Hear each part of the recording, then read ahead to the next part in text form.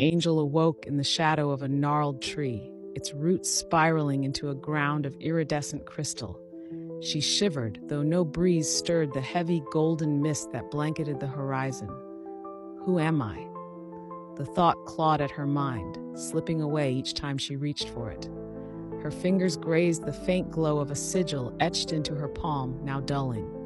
A whisper echoed, fragmented and haunting. Find the bridge, before it's too late. The world around her pulsed, alive but decaying. Rivers of liquid silver snaked past fields of crimson moss where shadows flitted, watching.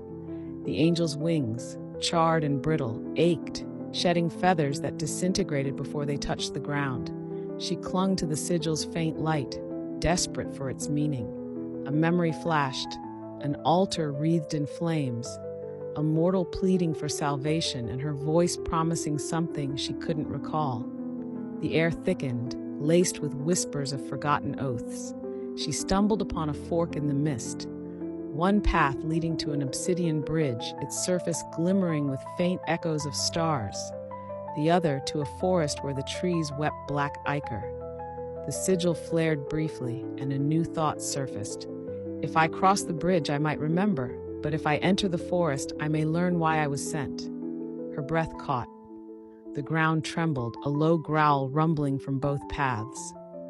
Time was slipping, her divinity crumbling. Choose. She hesitated, heart pounding as the whispers grew louder, coalescing into a single command. One path saves the world, the other damns it. The angel's foot fell onto the obsidian bridge. The instant she chose, the trembling ground stilled and the whispers ceased, replaced by a silence so profound it felt like the world held its breath. The bridge hummed beneath her bare feet, its surface cold and smooth as glass. Stars flickered within the obsidian, not distant but close, as though she walked across the night sky itself. Each step sent faint ripples of light cascading outward, illuminating fragments of memories she couldn't fully grasp. A voice, not a whisper but a faint echo, rose from the depths below. "You remember, don't you?" it asked, neither accusing nor kind. She faltered, clutching the dulling sigil in her palm. Flashes came unbidden, her wings ablaze, a mortal's tear-streaked face, a promise sworn in fire. The sigil flared weakly, pulling her forward. Ahead, the bridge seemed endless, vanishing into the golden mist. But something loomed beyond the mist, a faint silhouette, massive and angular, like a gate or a threshold. The stars within the obsidian dimmed as she approached, their light replaced by a growing shadow beneath her. She glanced over the edge and froze.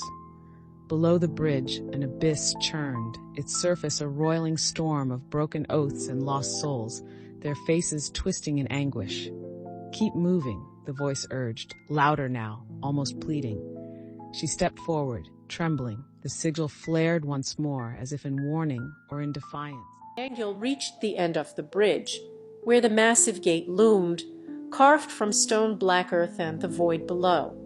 Its surface was etched with symbols older than language, pulsing faintly with an eerie crimson light. The air grew heavy, thick with a pressure that seemed to press against her chest, threatening to crush what remained of her resolve. Her fingers tightened around the fading sigil in her palm, now a dull ember, its warmth barely perceptible. The voice that had guided her earlier was silent, leaving only the low hum of the gate, vibrating like a heartbeat. She raised her hand to touch it, hesitant, but the stone shivered before her fingers could make contact. The gate began to open on its own, groaning as it revealed a void not empty, but full of shifting shapes and flickering lights, a kaleidoscope of chaos and order.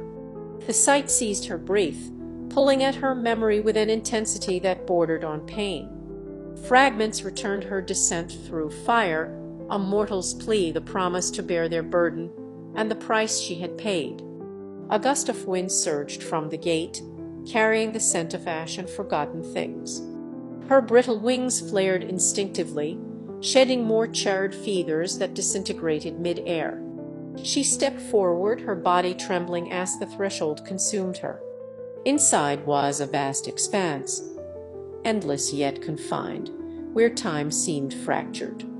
The sigil in her palm flared one last time, casting a brief, blinding light. Then she heard a chorus of voices, layered and discordant, calling her name. They spoke not in words, but in raw emotion, sorrow, fury, hope.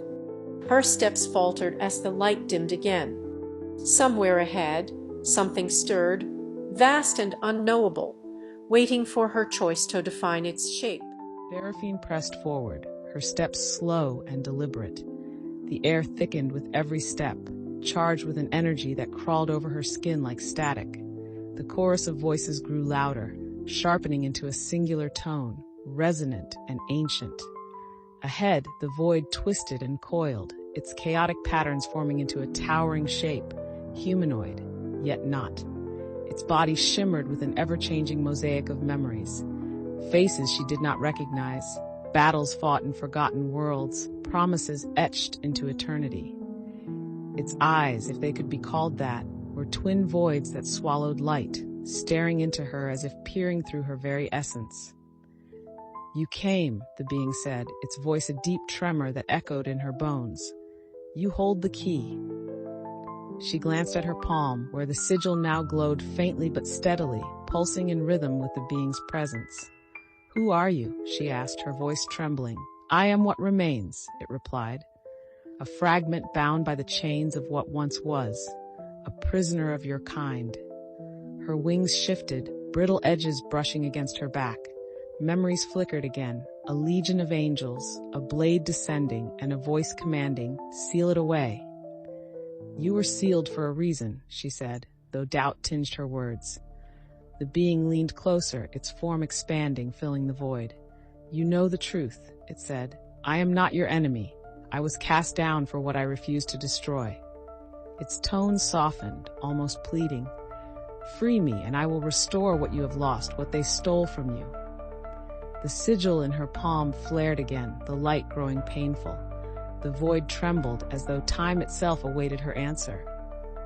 Seraphine hesitated, the choice heavy in her heart. "What will happen if I set you free?" she whispered. The being's form shimmered, and its response came in a voice both solemn and enigmatic. The angel stared at the being, its towering form flickering between clarity and shadow. The weight of the sigil burned into her palm, its pulsing light growing in intensity as if warning her to turn back. But something within her stirred, a memory, faint and fleeting, of a mortal pleading for salvation, their face a blur but their desperation clear. She had promised to protect them, yet here she stood, contemplating the unthinkable. "If I free you," she said softly, her voice trembling, "will mankind survive?"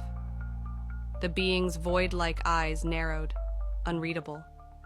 "Their survival is not guaranteed, but neither is their destruction. The heavens fear freedom, even when it is deserved." Her hand hovered over the sigil, its light dimming and flaring in time with her thoughts. "I was sent to stop you," she said, though her resolve wavered. "And yet they took everything from me. My wings, my memory, my purpose." The being's voice softened. "Because they knew you would choose this moment, just as I knew you would. Free me, and you choose the truth over their lies." With a deep breath, she clenched her fist over the sigil, crushing its fragile light. It shattered in her palm, releasing a wave of golden energy that surged through the void, breaking the unseen chains that bound the being. A roar reverberated through the space, not of rage but of triumph, as the creature expanded, its form fully unbound. Outside the gate, the skies darkened. The golden mist dissolved into storm clouds crackling with divine wrath. The heavens had felt her betrayal. "You have doomed us all," a voice thundered from above, and she recognized it as one of her brethren, an angel descending in a blaze of holy fire. "Your sin has undone the balance." The being stepped forward, its massive presence now steady and solid. "She has not sinned," it growled, its voice reverberating with power. "She has chosen." The angel's brethren descended in droves, their radiant forms a stark contrast to her tattered wings, and the ashen remains of her divinity. Their swords blazed with celestial fire, their faces grim. "You must die," they decreed, "and mankind with you." Below, she could see the mortal world trembling as the heavens split apart. The humans cried out in fear, unaware of the war that was about to claim their existence. She turned to the being she had freed. "Will you fight with me?" she asked.